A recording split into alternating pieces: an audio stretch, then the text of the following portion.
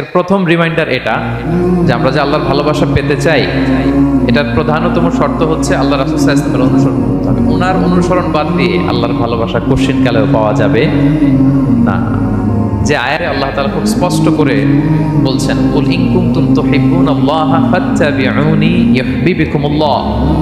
হে নবী, আপনি বলে দিন যে ওহে আমার উম্মতেরা, যদি তোমরা আল্লাহকে ভালোবাসতে চাও তাহলে ফাত্তাবিউনি, আমি নবীর অনুসরণ করো, তাহলে ইউহিব্বুকুমুল্লাহ, আল্লাহ তাআলা স্বয়ং তোমাদেরকে ভালোবাসতে শুরু করে দিবেন।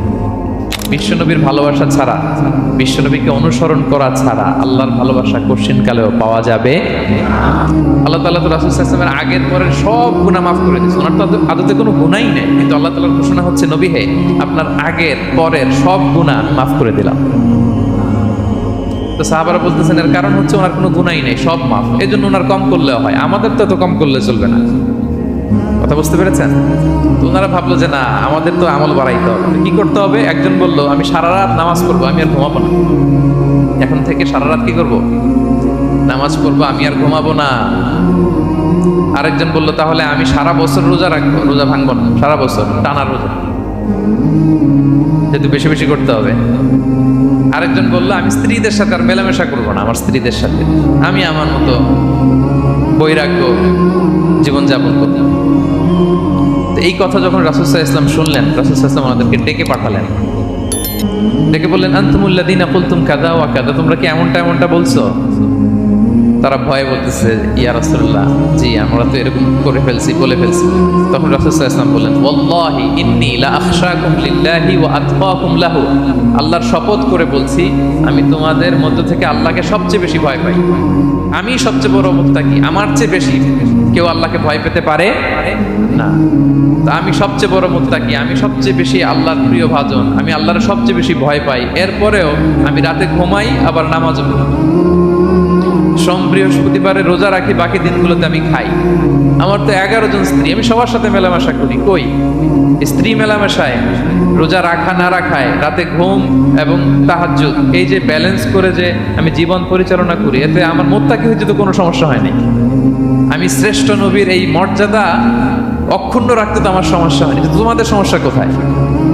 তখন তিনি একটা অসাধারণ উক্তি করেছিলেন। তিনি বলেছিলেন, ফামান রাগিবা আন সুন্নতি ফালাইসা মিন্নি, যে আমার সুন্নতকে অবজ্ঞা করে, মানে আমার যে পন্থা এটা অনুসরণ না করে অন্য কিছু যে করতে চায়, ফালাইসা মিন্নি, সে আমার দলভুক্ত নয়। আল্লাহু আকবার। তার মানে বোঝা গেল, রাসূল সাল্লাল্লাহু আলাইহি ওয়াসাল্লামের চাইতে যদি এক কাঠি বেশি বোঝেন আপনি, এটা ইসলাম হবে? এটা হবে বাড়াবাড়ি, ঠিক কি না? রাসূল সাল্লাল্লাহু আলাইহি ওয়াসাল্লাম যেমনটি করেছেন, ঠিক তেমনটি করার নাম ইসলাম। এবং এভাবেই আল্লাহ তাআলার ভালোবাসা পাওয়া সম্ভব। এছাড়া পাওয়া সম্ভব যে আল্লাহ তাআলার ভালোবাসা পাওয়ার 1 নাম্বার শর্ত হচ্ছে রাসূল সাল্লাল্লাহু আলাইহি ওয়াসাল্লামের অনুসরণ। তার চেয়ে যদি বেশি ইবাদত করেন, ওইটা ইসলাম নয়। তার চেয়ে বেশি বুজুর্গি দেখাইতে গেলে ওইটা বুজুর্গি নয়। তিনি যেমন যেমন করেছেন, ঠিক তেমন তেমন করার নামই ইসলাম, এবং সেটার মাধ্যমে আল্লাহ তাআলার ভালোবাসা পাওয়া সম্ভব। এই পয়েন্টটা বুঝছেন না সবাই? 2 নাম্বার কথা হচ্ছে, আমরা কি করে বুঝবো যে আল্লাহ তাআলা আমাদের ভালোবাসেন? কিভাবে বুঝবো যে তিনি আমাদেরকে পছন্দ করেন, ভালোবাসেন? এটা বোঝার কিছু সিস্টেম আছে। 1 নম্বর সিস্টেম হচ্ছে, আপনি জাস্ট দেখুন যে আপনি নিজেকে কোন কাজে ব্যস্ত রেখেছেন। আপনি আপনাকে কোন কাজে ব্যস্ত রেখেছেন, আপনার লাইফস্টাইলের দিকে তাকান, লুক অ্যাট ইউর লাইফস্টাইল, আপনি নিজেই বুঝে যাবেন।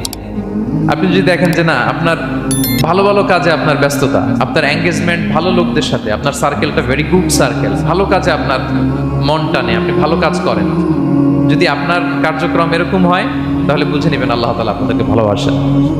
আলহামদুলিল্লাহ। আর যদি দেখেন না, যত আকাম কুকাম আছে, ওইটার সবার আগে আপনি, যেই কাজে আল্লাহর ক্রোধ আসে, আল্লাহ রাগ হয়ে যান, যেই কাজ ইসলামে করার নিষেধ, যেটাতে তার অসন্তুষ্টি, ওই কাজে আপনার এঙ্গেজমেন্ট, ইনভলভমেন্ট, আপনার সার্কেলগুলোও এরকম, তাহলে বুঝে নেবেন আল্লাহ ভালোবাসা, এই মহা সৌভাগ্য আপনার কপালে জোটে নাই। তাহলে এটা হচ্ছে একটা সিস্টেম। আল্লাহ আপনাকে ভালোবাসেন কিনা এভাবে বুঝবেন যে আপনি নিজেকে কোন কাজে ব্যস্ত রেখেছেন, একটু দেখুন, আপনি মিলাতে পারবেন। 2 নাম্বার পদ্ধতি হচ্ছে এটা বোঝার যে তিনি আমাকে ভালোবাসেন কিনা, সেটা হচ্ছে পৃথিবীবাসী আপনাকে ভালোবাসে কিনা, এটা একটু দেখেন। এই পৃথিবীর ভালো মানুষগুলোর কাছে আপনার একটা গ্রহণযোগ্যতা আছে কিনা, এটা দেখেন। এটা দেখলে আপনি বুঝতে পারবেন। যে আল্লাহ তাআলা আপনাকে ভালোবাসে কিনা আপনি নিজেই বুঝবেন, যে পৃথিবীবাসী আপনাকে ভালোবাসে কিনা, আপনার কলিগরা আপনাকে ভালোবাসে কিনা, আপনার বন্ধুরা আপনাকে ভালোবাসে কিনা, আপনার নেইবররা আপনাকে ভালোবাসে কিনা, পৃথিবীর ভালো মানুষগুলোর কাছে আপনার গ্রহণযোগ্যতা আছে কিনা। যদি থাকে বুঝবেন আল্লাহ তাআলা আপনাকে ভালোবাসেন, ঠিক কিনা? আল্লাহ তাআলা আমাদেরকে যেন ওই কাতারে শামিল করেন। আমরা পড়ি আমিন। তোমরা ইহসান করো অন্যের প্রতি, কারণ ইন্নাল্লাহা ইউহিব্বুল মুহসিনিন, আল্লাহ তাআলা মুহসিনিনদের ভালোবাসেন, মানে যারা অন্যের প্রতি অনুগ্রহ দেখায়, অন্যের প্রতি দয়া পরবশ, তাদেরকে আল্লাহ ভালোবাসেন। সুবহানাল্লাহি ওয়া বিহামদিহি। তাহলে পেয়ে গেলাম, মিলায় নেন যে অন্যের প্রতি সফট কর্নার, অন্যের প্রতি দয়া, অনুকম্পা, হেল্পিং হ্যান্ড, হেল্প করার মানসিকতা, অন্যের দুঃখে কাদা, এই মাইন্ডসেট, এই মেন্টালিটি আমাদের আছে কিনা একটু মিলিয়ে নেন। না থাকলে রিমাইন্ডার হিসেবে নেন যে আমরাও যেন মুহসিনদের কাতারে শামিল হতে পারি। ইহসান এটা অনেক বড় তবকার একটা আমল। ইবাদতেও ইহসান লাগবে, ইবাদতের বাইরে সামাজিক কর্মকাণ্ড, রাষ্ট্রীয় কর্মকাণ্ড, সব কাজে আল্লাহ তাআলা এই ইহসানকে আবশ্যক করেছেন। অনুগ্রহ, অন্যদের প্রতি অনুগ্রহ।